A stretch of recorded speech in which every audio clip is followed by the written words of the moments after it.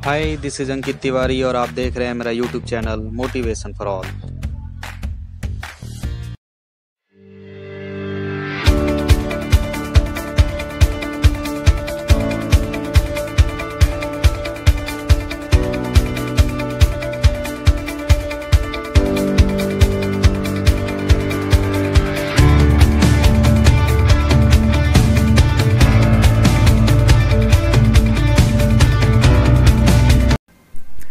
Hello friends, आज का ये वीडियो आरआरबी इलाहाबाद के एएलपी कैंडिडेट्स के लिए है। इलाहाबाद के जितने भी जो तीनों डिवीज़न है, झांसी, आगरा और प्रयागराज, इन तीनों डिवीज़न के सभी मेन लिस्ट कैंडिडेट्स और साथ में वेटिंग स्टूडेंट्स भी इसको सपोर्ट करने के लिए जा रहे हैं, जो भी इलाहाबाद और उसके आसपास रहते हैं, जो कि इलाहाबाद आसानी से पहुँच सकें, वो सभी वेटिंग स्टूडेंट्स भी इस मुहिम में शामिल हैं। तो ये जितने भी मेन लिस्ट के कैंडिडेट्स हैं, ये सभी काफ़ी ज़्यादा परेशान हैं, बहुत ज़्यादा हताश भी हैं, क्योंकि काफ़ी लंबे समय से भर्ती प्रक्रिया चल रही है और बहुत सारे ऐसे बोर्ड्स हैं जहाँ पे ट्रेनिंग, जैसे कि अजमेर, अहमदाबाद, ऐसे बहुत सारे बोर्ड हैं, उनकी ट्रेनिंग ऑलमोस्ट कंप्लीट हो चुकी है। और इलाहाबाद का अभी तक मैक्सिमम स्टूडेंट्स, मेजोरिटी के स्टूडेंट्स, अभी जो 1650 का प्रयागराज का पैनल है, 300 का आपका आगरा का और 350 प्लस आपका जो है झांसी का पैनल है, इन सभी स्टूडेंट्स की ट्रेनिंग अभी भी ऐसी ही लटकी पड़ी है। अब इनकी ट्रेनिंग कब तक कंप्लीट की जाएगी,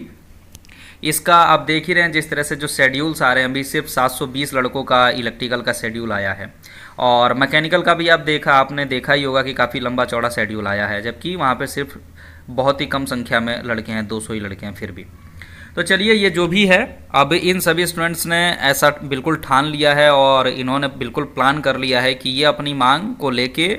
3 नवंबर को आपके एनसीआर हेडक्वार्टर जीएम ऑफिस के आगे ये सारे के सारे स्टूडेंट्स पहुंचेंगे और अपनी मांग रखेंगे। और जीएम ऑफिस के साथ साथ डीआरएम ऑफिस का भी प्लान है, डीआरएम ऑफिस पे भी जाना होगा इनका और वहां पे भी अपनी मांग ये सारी की सारी रखेंगे। और मांग बिल्कुल जायज़ भी है, क्योंकि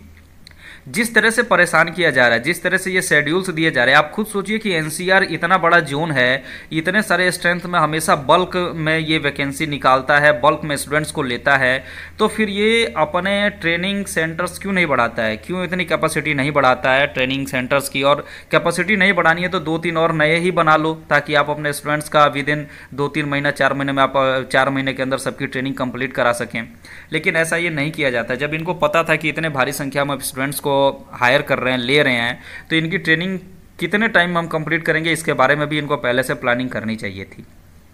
बिल्कुल जायज़ मांग है, 6 महीने के अंदर सभी स्टूडेंट्स की ट्रेनिंग कंप्लीट होनी चाहिए और ये पॉसिबल भी है, इसमें कोई वो नहीं है। अगर ये कोविड गाइडलाइंस को भी फॉलो करते हुए ये अगर स्ट्रेंथ को डबल करते हैं तो भी काफ़ी जल्दी ट्रेनिंग कंप्लीट हो जाएगी। साथ में मैंने बहुत पहले ही बहुत सारे ट्रेनिंग सेंटर्स के बारे में बता दिया था, जो कि आगे चल के खाली होने वाले हैं। मैं एक बार फिर से रिपीट कर रहा हूँ, बड़ोदरा का जो ट्रेनिंग सेंटर है, इलेक्ट्रिकल ट्रेनिंग सेंटर, वो आपका 2-3 महीने के अंदर खाली होने वाला है,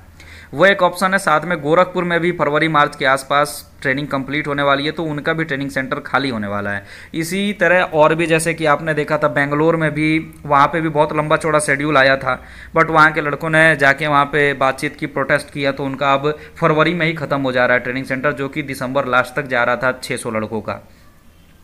तो वहाँ पे भी वो इंक्लूड हो सकता है कि आपका बेंगलोर में भी जो जैसे फरवरी में ख़त्म होता है, अगर उनके पास इलेक्ट्रिकल ट्रेनिंग सेंटर है अवेलेबल, तो वहाँ पे भी आपको भेजा जा सकता है। तो ऑप्शंस बहुत सारे हैं, इसमें आप सबको बात रखनी है और बात के साथ साथ ये ऑप्शंस भी बताने हैं कि सर आप कह रहे हैं कि नहीं है, लेकिन हम बता रहे हैं आपको ये ट्रेनिंग सेंटर आगे चल के खाली होने वाला। आप इनसे बात कीजिए, इनको कन्विंस कीजिए। अब कन्विंस करने की रिस्पॉन्सिबिलिटी आपकी है, ये स्टूडेंट्स थोड़ी करेंगे कन्विंस जाके वहाँ पे। तो मैं यही सभी को रिक्वेस्ट कर रहा हूँ कि भारी संख्या में आप सभी वहाँ पे पहुँचें जी, क्योंकि ज़्यादा जब तक स्ट्रेंथ नहीं होगी आपकी बात नहीं सुनी जाएगी। आप अगर भारी संख्या में वहाँ पे पहुँचेंगे तभी जाके आपकी बात सुनी जाएगी।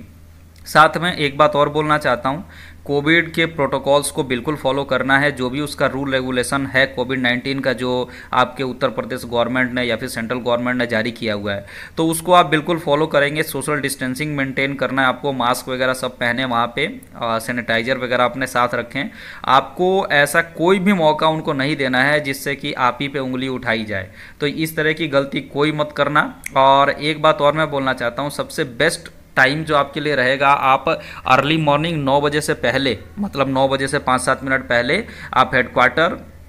पहुंच जाएं और वहां पे ले जाके अपने बैनर पोस्टर को लेके बिल्कुल सोशल डिस्टेंसिंग मेंटेन करते हुए खड़े हो जाएं, क्योंकि 9 से 10 का जो टाइम होता है वो सारे ऑफिशियल्स के आने का टाइम होता है और वो सारे 1 बाय 1 इंटर करेंगे, तो वो आपके बैनर पोस्टर दोनों साइड खड़े हो आप, जो रोड है बीच में जो आने जाने के लिए बना हुआ है उसके इस तरफ भी और दूसरी तरफ भी बैनर पोस्टर लेके खड़े हो जाएं, ताकि वो किधर भी बैठे हों वो आपके बैनर पोस्टर को देख पाएँ। वहाँ से जीएम सर भी गुजरेंगे और बाकी लोग भी जाएंगे, तो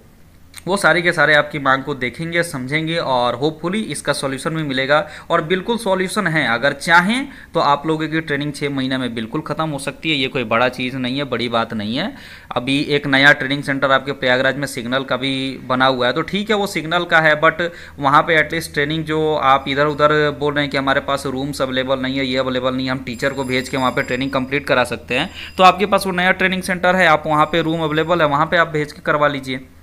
तो ऑप्शंस बहुत सारे अवेलेबल हैं, जैसा कि बड़ोदरा मैंने बताया ही, गोरखपुर भी बताया और बेंगलोर का भी बताया, और भी 2-4 ट्रेनिंग सेंटर होंगे जो कि अभी मुझे नहीं पता है।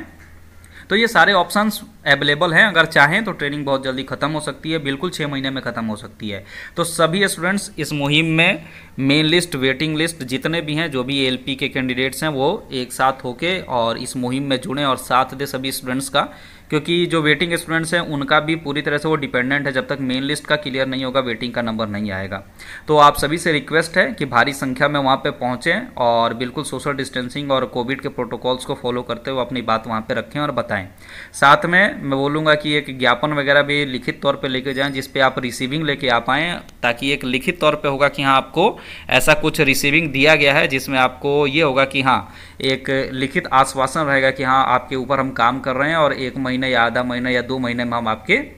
जो भी ट्रेनिंग शेड्यूल्स हैं वो जारी करेंगे और 6 महीने में हम ट्रेनिंग कंप्लीट करेंगे, ऐसी बात को वो लोग माने। तो ये पूरी तैयारी करके आप लोग जाएं और अपने सेहत का विशेष ध्यान रखें, साथ में अपने दोस्तों की सेहत का भी विशेष ध्यान रखें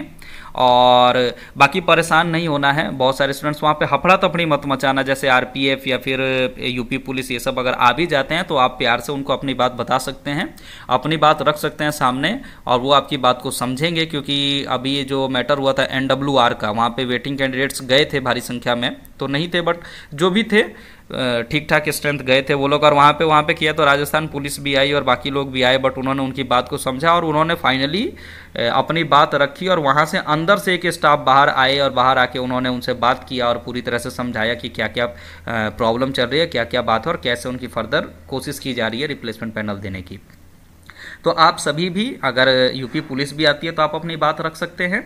और आरपीएफ अगर आएगी, आरपीएफ तो आएगी तो उनके सामने पे भी अपनी बात रख सकते हैं। आपको परेशान नहीं होना है और घबराना नहीं है। ये नहीं कि वो लोग थोड़ा बहुत करे तो आप वहाँ पे दौड़ भाग और ये मचा दे और उसकी वजह से आपको चोट वोट खानी पड़े, तो उसका आप विशेष ध्यान रखना, बिल्कुल नहीं घबराना है। आप कोई इनलीगल काम करने नहीं जा रहे हैं। हाँ, कोविड के जो भी प्रोटोकॉल है कोविड-19 का, उसको आपको फॉलो करना है बस। तो ये पूरा कंप्लीट इन्फॉर्मेशन था और सभी दोस्तों से रिक्वेस्ट है कि जाएं भारी संख्या में। तो यही आपको बताना था, इसी के लिए वीडियो रिकॉर्ड किया। बहुत बहुत धन्यवाद।